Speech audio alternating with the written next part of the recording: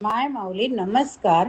विविध महान संत, महिमा ग्रंथ, महिमा श्री संत एकनाथ महाराज भाग 9 अभिवाचन करत आहे. बघूया काय सांगते ते. गंगा दुथडी भरून वाहत होती. नाथांच्या वाणीला तर महापूर आला होता. आजवर त्यांनी लोकांना खूप काही सांगितलं, तरी आज आपल्या हृदयातलं सारं आर्त लोकांपुढे व्यक्त करावं असं त्यांना वाटत होतं.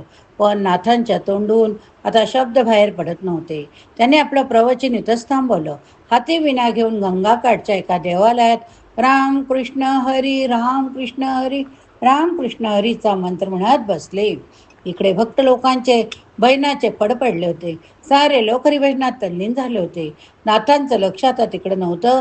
ते राम कृष्ण हरी हा मंत्र म्हणत असताना नामरूप होऊन गेले होते. त्यांना कशाचंच भान नव्हतं. डोळ्यातून अश्रुधारा घळाघळा वाहत होत्या.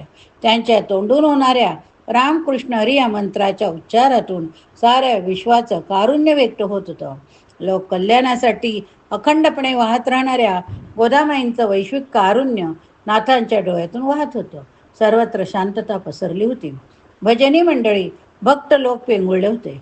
गोदामाईचा झुळझुळ आवाज, नाथांचा करुणाभरी आवाजातला रामकृष्ण हरी या मंत्राचा जप, त्या जपाला साथ देणाऱ्या विनेचा मंजूळ मधुर आवाज तेवढा ऐकू येत होता. अशा शांत वातावरणात नाथांनी डोळे उघडले. थोडा वेळ विना स्तब्ध राहिली. सारंच वातावरण निरव झालं. ऐकू येत होता तो फक्त गोदामाईच्या वाहत्या पाण्याचा झुळझुळ नाद. फाल्गुन वैद्य षष्टीचा दिवस उजाडला होता. नाथ अजून उभे राहिले. विना तशीच गळ्यात अडकवून ठेवलेली होती. अष्ट दिशांना त्याने नमस्कार केला. देवापुढे हात जोडून उभे राहिले. करुणा आर्द्र वाणीनं देवाला विनवलं, हे मुरारी, तुझा संदेश घेऊन तुझ्या या कर्मभूमीवर मी आलो. तुझ्याच प्रेरणेनं, आशीर्वादानं, माझ्या रूपानं या जगात वावरणाऱ्या लोकांना तुझा संदेश पोचवला. काही कसूर झाला असल्यास क्षमा कर, क्षमा कर. मी तुझाच होतो, तुझ्याच म्हणून या जगात वावरलो. तुलाच या जगात सर्वत्र पाहिलं, मणी मानसी मरवून ठेवलं. या देहातील आत्मरूपाला तुझा वियोग कधीच सहन झाला नाही. तूच या आत्मरूपानं सदैव माझा पाठीराखा झालास. तुलाच मी सद्गुरूत पाहिलं. सद्गुरूंच्या रूपानं तुझ्या मातीची मूर्ती घडवली. हे प्रभो, आता मला तुझी हाक स्पष्ट ऐकू येत आहे.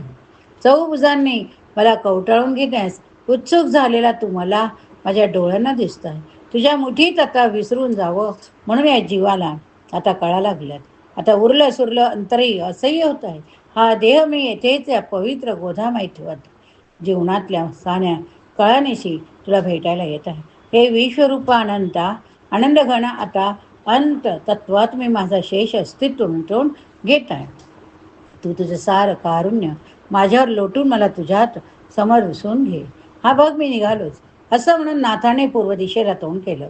सर्व स्थावर जंगमाचा आत्मा जो सूर्य, त्या सूर्यदेवाला वंदन केलं आणि गळ्यातील विणा पुन्हातत घेऊन रामकृष्ण हरी मंत्र विणेच्या सुरात गोदामाईंच्या लाटांच्या तालात गात गात नाथ गोदामाईच्या कुशीत शिरले.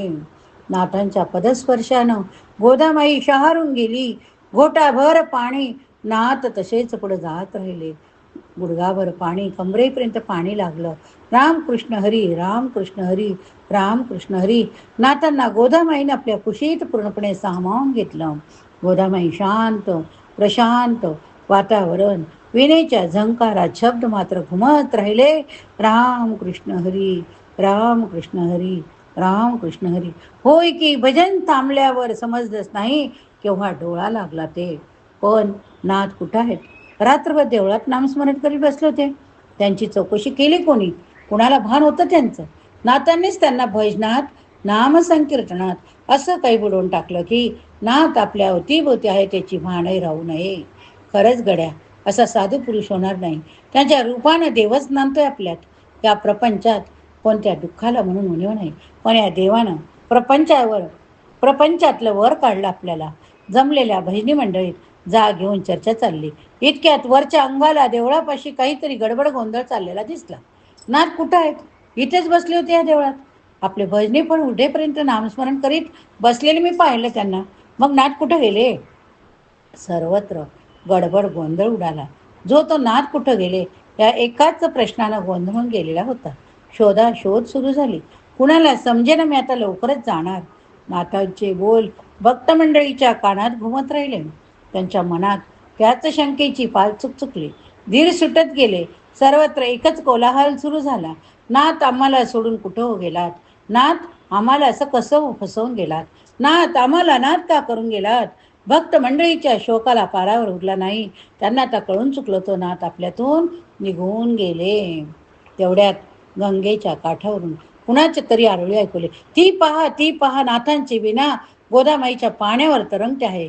गोदामाईच्या पाण्यावर तरंगते आहे. सर्वांच्या नजरा गोदामाईकडे वळल्या. क्षणभर सारं वातावरण स्तब्ध राहिलं आणि दश दिशांना भेदून टाकणारा एकच जयघोष संख्य मुखातून बाहेर पडला.